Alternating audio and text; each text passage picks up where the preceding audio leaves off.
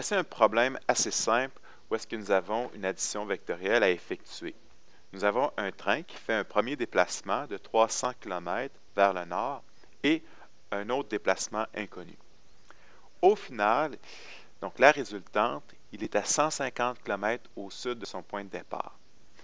Donc, on veut calculer le second déplacement et représenter les vecteurs sur le plan.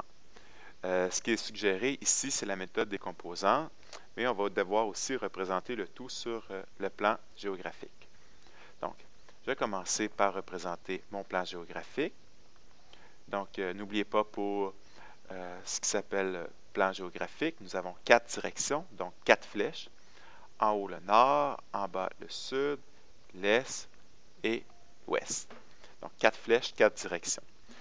Maintenant, pour l'échelle, je vais choisir que 1 cm va être équivalent à 100 km. Donc, pour ce qui est du premier déplacement, donc je peux tout de suite l'illustrer. Donc, 3 cm vers le haut. Donc, vers le nord, donc un premier déplacement qui est comme ça ici. Donc, on va identifier le déplacement, delta S1, signe de vecteur. Au final, donc la résultante, il va être 100 km, 150 km, excusez-moi, au sud. Donc, au final, au sud de sa position de départ, donc le départ, il était ici. Donc, au final, il va être ici exactement. Donc, je vais tasser la règle pour bien représenter. Donc, au final, il est ici. Ça, c'est sa position finale, tandis qu'ici, c'était son départ. Donc, bien évidemment, si on regarde quel est son déplacement, son deuxième déplacement, on pourrait tout simplement faire une flèche pour montrer que son deuxième déplacement, c'est le déplacement suivant. Donc, c'est 450 km vers le sud.